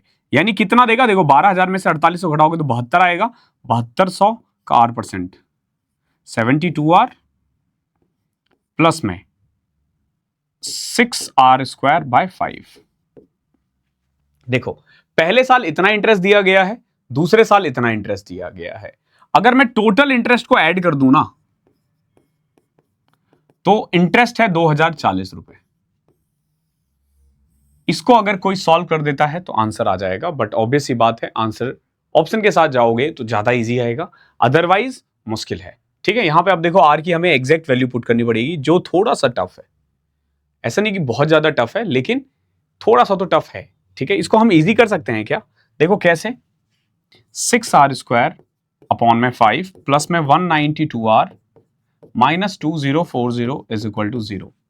6 सब में कॉमन है, तो R² प्लस में 6 से कट करोगे 6 तिया 18, 6 दूनी 12 माइनस 6 तिया 18, 6 चुक 24, 340, 5 उधर गया, तो आपका एक क्वाड्रेटिक इक्वेशन बन जाएगा R² प्लस में 160R माइनस 3 5 15 1700।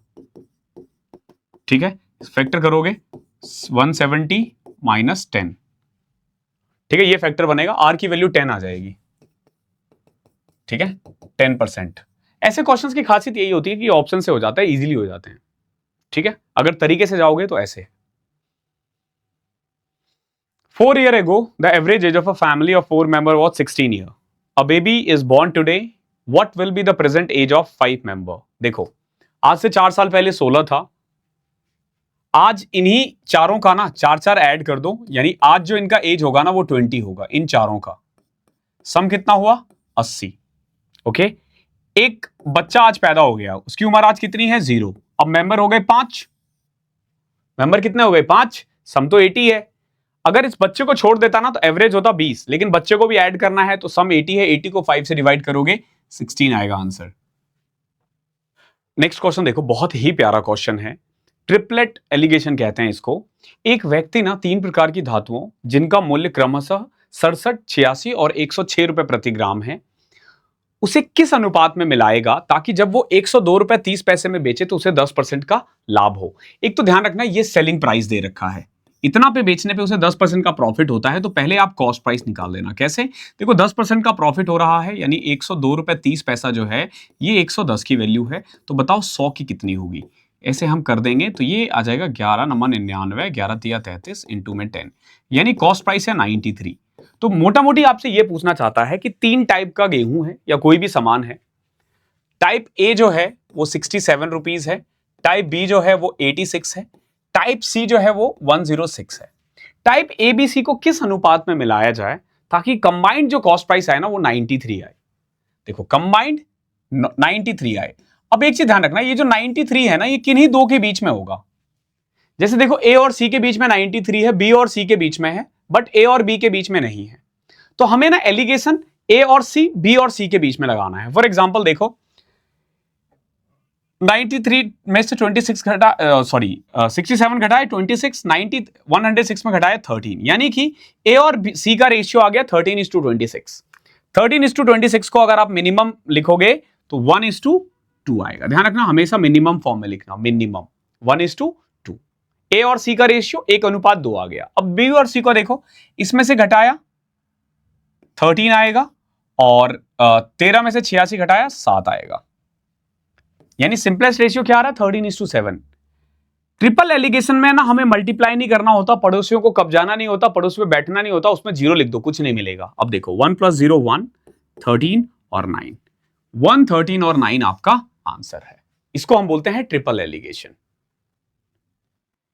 एक रेलगाड़ी है, सुबह 8 बजे स्टेशन ए से निकलती है और दोपहर 12 बजे बी पर पहुंचती है। एक ट्रेन सुबह 8:30 बजे स्टेशन बी से निकलती है और स्टेशन ए पर उसी वक्त पहुंचती है।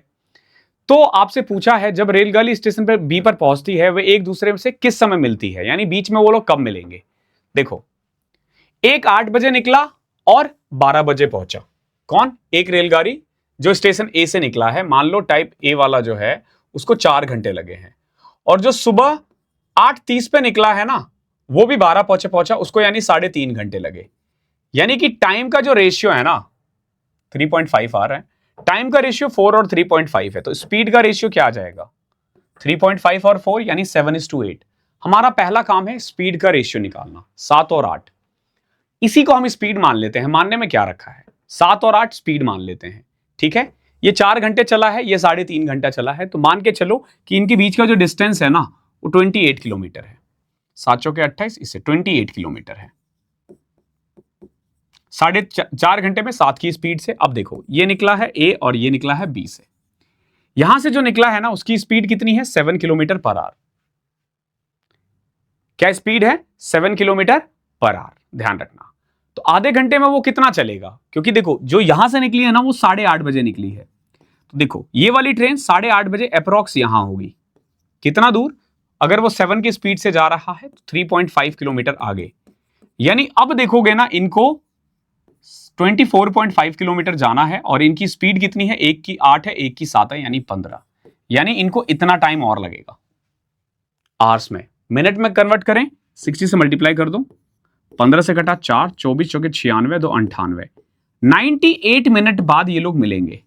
8:30 बजने के 98 मिनट बाद। देखो जब मैं इसमें 90 मिनट ऐड करता हूं ना तो 10 हो जाएगा, फिर बचेगा, यानी 10:08 पे ये लोग एक दूसरे से मिलेंगे। बहुत ही बेहतरीन क्वेश्चन है, थोड़ा सा आपको इसमें दिमाग लगाना पड़ेगा, फॉर्मूला नहीं है कि फॉर्मूला लगाया और हो गया। Maths is not all about formula, ध्यान रखना इस चीज का। Rahul went to a shop and bought things worth ₹25. Out of ₹25, out of 30 paisa bought things worth out of which 30 paisa went on sales tax or taxable purchase. If the tax rate was 6%, then what was the cost of the tax free items. देखो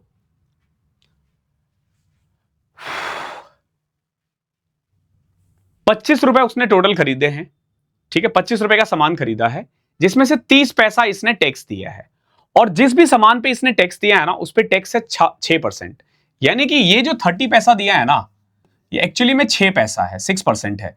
तो उस सामान का actually में cost कितना रहा होगा? आप बोलोगे 500 पैसा, यानी 5 रुपए। यानी जिस भी सामान पे इसने टैक्स दिया है ना उसकी कीमत कितनी थी? 5 रुपीज। आपसे पूछा है what was the cost of the tax free item. Tax free item का कॉस्ट कितना है?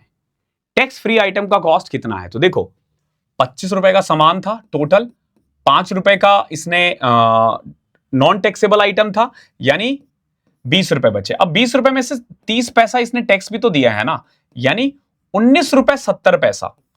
19 रुपए 70 पैसे का सामान ऐसा था जिसपे कोई टैक्स नहीं था। ठीक है, ध्यान रखना बच्चे क्या करते हैं, 20 में से 25 में से 5 घटा देते हैं और आंसर ले। ध्यान रखना 5 रुपए पे 30% का, सॉरी 6% का वो है, क्या कहते हैं, टैक्स है। तो ये सामान एक्चुअली में 5 रुपए 30 पैसे का हुआ।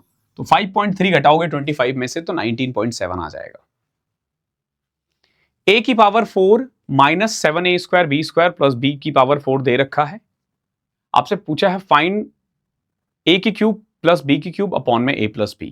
अच्छा क्वेश्चन है ये। इसको हम क्या बना सकते हैं, कुछ ना फॉर्मूला बनाना पड़ेगा हमें, ठीक है। जैसे इसको देखो, मैं अगर इसको ऐसे लिखना चाहूं,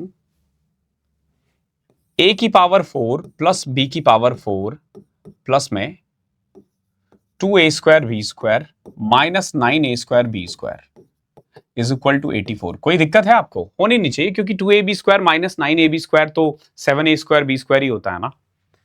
अब आगे देखो, क्या मैं इसको ऐसे कर सकता हूं, ये जो है ना ये फॉर्मूला बन जाएगा a square plus B square का whole square minus 3a square B square का होल स्क्वायर। तो देखो ये पूरा फॉर्मूला बन गया a square plus B square minus 3a square B square और a square plus B square plus 3a square B square, और ये किसके इक्वल है? 84 के। अब अगर आप देखोगे तो इसमें से ये दे रखा है कितना? 12। ठीक है, कितना? 12, सॉरी माइनस 3ab आएगा यहां पे, 3ab मैंने स्क्वायर लिख दिया गलती से।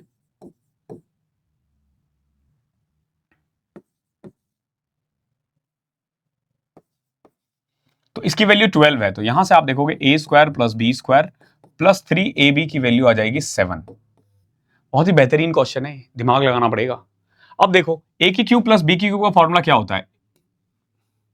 a plus B, A square plus B square minus A B upon में a प्लस बी। तो ये तो कट जाएगा।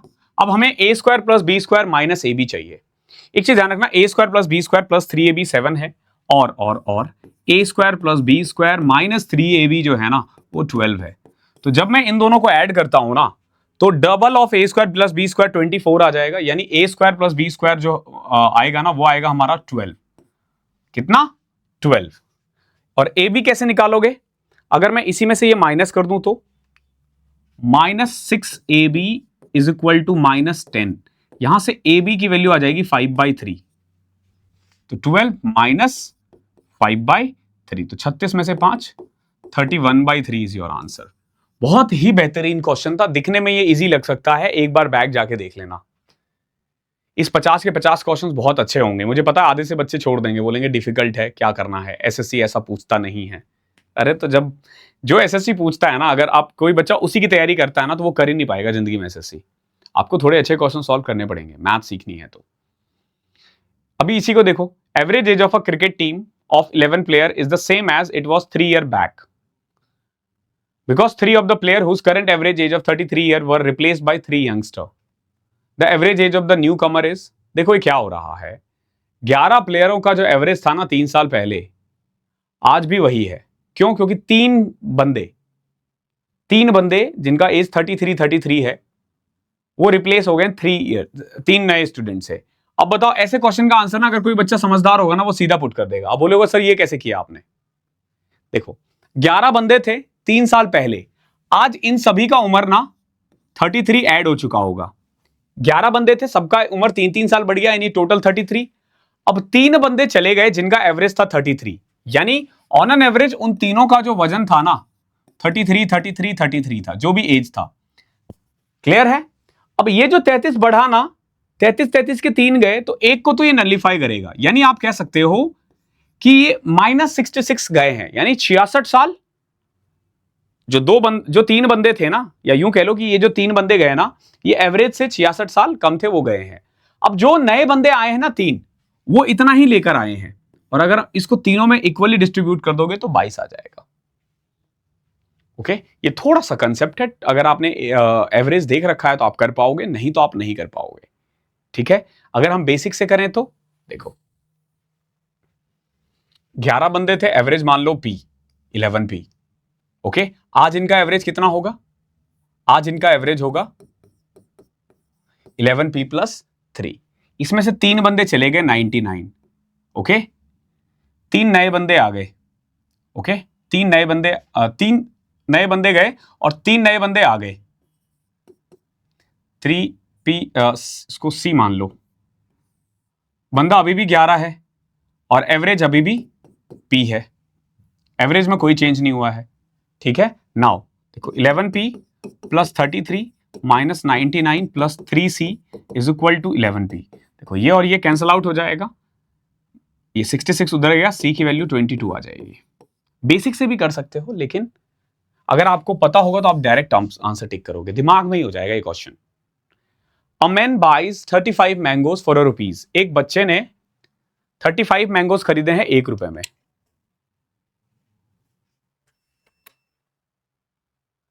ओके, 35 मैंगो खरीदा है ₹1 में। How many mangoes had he sold for ₹1? मैं देख रहा था, लाइट आई नहीं आई, अभी भी नहीं आई है। A man buys 35 mangoes for ₹1। How many mango had he sold for ₹1 so that there is a loss of 30%? देखो, एक आदमी ने 35 मैंगो खरीदे हैं, कितने में? ₹1 में।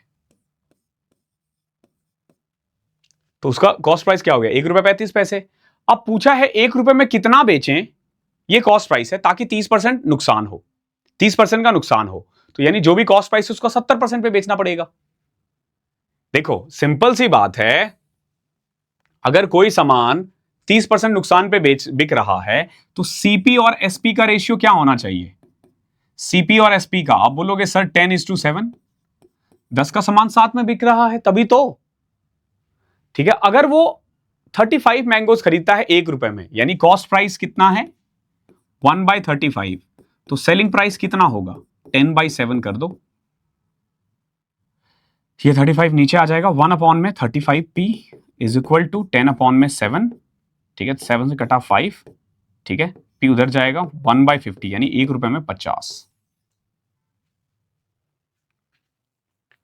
ठीक है, क्वेश्चन नंबर नेक्स्ट देखो। X can do a piece of work in 50 days। He worked only for 5 days। उसने 5 दिन के लिए काम किया, okay, and was infected with malaria, और फिर इसको मलेरिया हो गया और फिर काम छोड़कर जाना पड़ा। Why completed the remaining work in 30 days? आपसे पूछा the number of days in which both together can complete the work. देखो, X किसी काम को 50 दिन में कर सकता है, मान लो एक दिन में वो एक काम करता है, टोटल वर्क कितना है? 50। क्लियर है? भाई ने 5 दिन काम किया, यानी 5 काम किया, और बचा हुआ काम 45 काम सी ने किया है, आई मीन बी ने किया है। कितने दिन में? 30 दिन में। यानी बी एक दिन में कितना काम करता होगा? 1.5। ठीक है, अब आपसे पूछा अगर ये लोग दोनों मिलकर काम करें, दोनों मिलकर काम करें, तो देखो टोटल काम है 50, ए करता है 1, बी करता है 1.5, यानी 2.5। तो कितने दिन में काम फिनिश? 20 दिन में काम फिनिश। अगला देखो, the average of 24 number is 43.5। If 6 number of average x are added to them, then the average of all the number increase by 1। तो आपसे पूछा x की वैल्यू कितनी होगी। देखो, 24 नंबर है, एवरेज कितना है? 43.5। 6 नंबर जिनका एवरेज x है, अगर मैं उसको ऐड कर दूं ना, तो average of all the number increase by 1।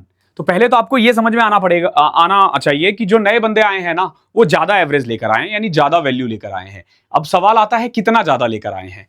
तो एवरेज ऑफ 24 कितना था, 43.5। वो जो नए बंदे आए हैं ना, 6 नए बंदे, इनको आने की ना एक शर्त थी, क्या कि भैया एवरेज सबका एक बढ़ना चाहिए, यानी कि आपका एवरेज कम से कम 44.5 तो होना ही चाहिए। वो बोला ठीक है सर।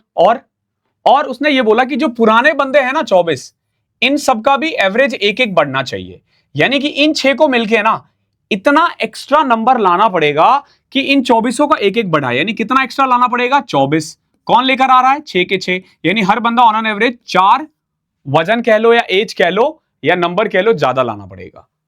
एवरेज से 4 ज्यादा लाना पड़ेगा, यानी नए वाले का एवरेज 48.5 है। ठीक है, इसमें है ना आपको कैलकुलेशन नहीं करना पड़ता, इजी हो जाता है सब कुछ आसानी से। अगला देखो, एक मिक्सचर है, 85 लीटर मिल्क है, मिल्क और वाटर का रेशियो 27:7 है। How much more water should be mixed in the mixture so that the ratio of milk to water become 1:3। देखो अभी जो मिल्क और वाटर का रेशियो है ना वो 27:7 है, मिल्क और वाटर का। क्या पूछा है, कितना पानी और मिलाया जाए कि मिल्क और वाटर का रेशियो 1:3 हो जाए, यानी कि रेशियो चाहिए 1:3। कितना पानी और ऐड करें, क्या ऐड करना है, पानी ऐड करना है, रेशियो हो जाए 1:3। मिल्क तो उतना ही रहेगा ना, कितना, पहले 27 था तो मिल्क 27 ही रहेगा, यानी वाटर हो जाना चाहिए 81। तो बताओ कितना लीटर बढ़ रहा है, आप बोलोगे सर 74 लीटर बढ़ रहा है।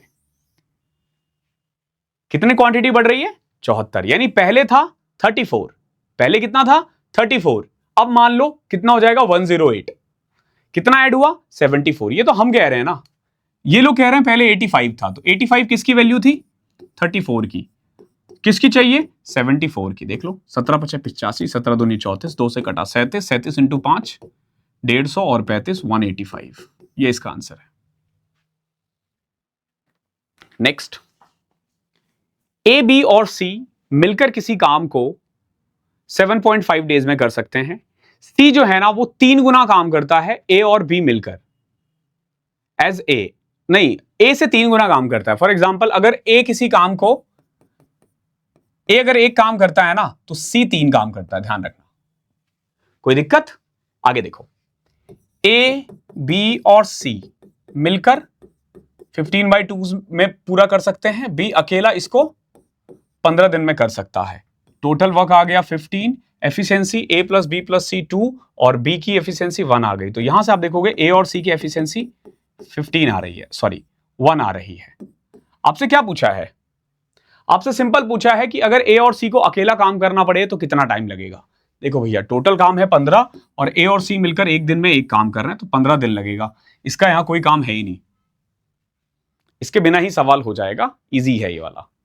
अगला देखो, बस 2 क्वेश्चन और है। A sum of money amounts to ₹15360 in 4 year. 4 साल में 15,360 रुपए हो गया, ठीक है। अगर रेट ऑफ इंटरेस्ट को 20% बढ़ा दूं ना तो amount becomes 16,032 in same time. आपसे पूछा है रेट ऑफ इंटरेस्ट बताओ कितना होगा, कुछ नहीं बोला, मोस्ट प्रोबेबली सिंपल इंटरेस्ट होगा फिर ये, ठीक है, सिंपल इंटरेस्ट ही होगा। अगर इंटरेस्ट को 20% बढ़ा दें, यानी 20% मतलब अगर पहले 5 था तो अब 6 कर दे, 10 था तो 12 कर दे, 20 है तो 40 कर दे। अभी ये देखो, पहले 15360 हो रहा था, ठीक है, अभी 20% बढ़ा और अमाउंट बिकम 16032, यानी कितना बढ़ा भैया, देखो 16,032 रुपए बढ़ गया 15,360 से, यानी केवल बढ़ा है क्या, इंटरेस्ट। कितना इंटरेस्ट बढ़ा है, 13 में से 6 गया 7, 9 में से 3 गया 6, 672 रुपए बढ़ा है। कितना, 672 रुपए, ध्यान रखना 672 रुपए बढ़ गया है। और पता है ये क्यों बढ़ा, क्योंकि इंटरेस्ट रेट 20% बढ़ गया 4 साल में,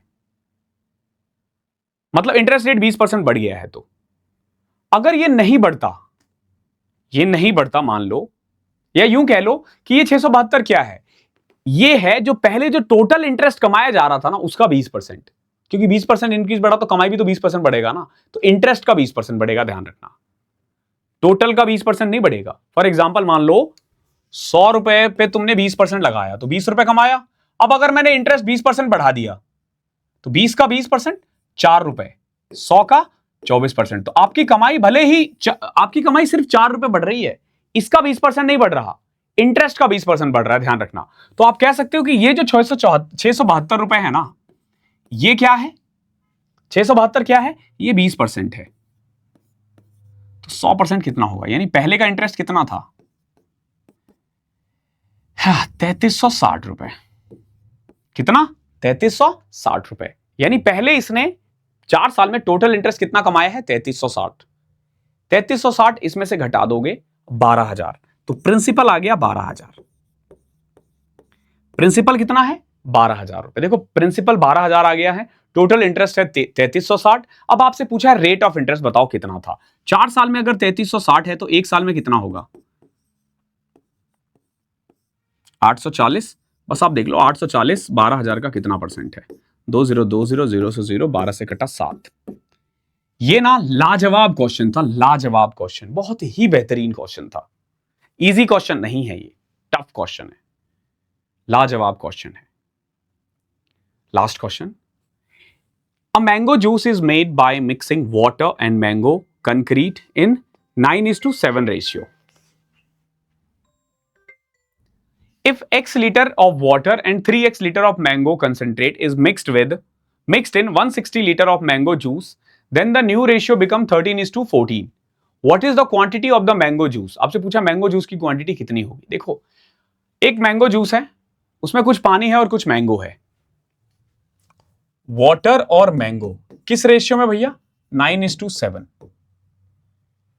अगर मैं x लीटर पानी और 3x लीटर मैंगो ऐड कर दूं ना इन 160 लीटर ऑफ मैंगो जूस, तो रेशियो बिकम 13:14। देखो पहले कितना था ये, 160 लीटर। 160 लीटर में देखो वाटर और मैंगो का रेशियो ऑलरेडी 9:7 है, यानी 90 लीटर वाटर होगा और 70 लीटर मैंगो होगा। इसमें अगर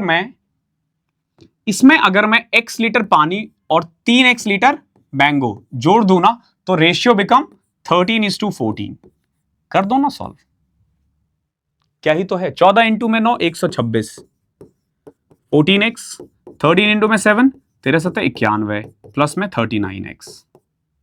ओके, ये इधर गया 25x, ये इधर आएगा 350, x की वैल्यू 14 आ गई है।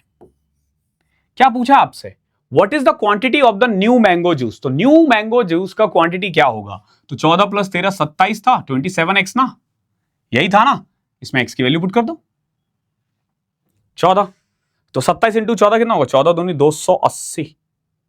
नहीं, 160 लीटर में, सॉरी 160 लीटर में कितना ऐड हुआ है, 3x और 4x ऐड हुआ है, तो 14 इंटू में 4 56 ऐड हुआ है, 216 आएगा। ओके है, या एक तरीका ये भी था कि रेशियो 13:14 था, तो जो भी आंसर आएगा वो 27 के टेबल में आएगा। ठीक है, 9 7 16 17 ये नहीं आ रहा, ये भी नहीं आ रहा, ये भी नहीं आ रहा, 9 के टेबल में यही आ रहा है बस, तो 27 के टेबल में भी यही आएगा। ओके, तो इस तरीके से हमने इस वीक के 50 क्वेश्चंस कर लिए हैं। 50 कहने को होते हैं, क्वेश्चन 2-3 कम ही होते हैं या कभी 2-3 ज़्यादा हो जाएंगे, हम बेस्ट क्वेश्चंस लेते हैं। तो आई होप क्लास अच्छी लगी है। बहुत मेहनत लगता है, मेरा पूरा दिन खराब होता है इसमें, खराब तो नहीं बोलूँगा, आपके काम आ रहा है तो फिर कोई दिक्कत नहीं है, बट ये पूरा दिन होता है। मैं आपको बताता हूँ, सैटरडे को इवनिंग में लगता हूँ मैं क्वेश्चन ढूंढने में, सैटरडे को मेरे को 3-4 घंटे तो क्वेश्चंस को ढूंढने में और उसमें लग जाते हैं। फिर मैं संडे को, मैं बता रहा हूँ, इसे शूट करने के लिए मैं, ऐसा नहीं है कि हम मैं वन में, संडे है तो और भी काम होता है, तो आपको लग ही जाता है 3-4 घंटे। कभी इधर किया, फिर अभी वीडियो कंप्लीट होगा, देन एडिटिंग होगी, सब कुछ होगा। लाइव क्लास में एडिट नहीं करना पड़ता, इसमें एडिट करना पड़ता है। ओके, तो आई होप पसंद आया है तो प्लीज़ प्यार दिखाइए। Thank you so much.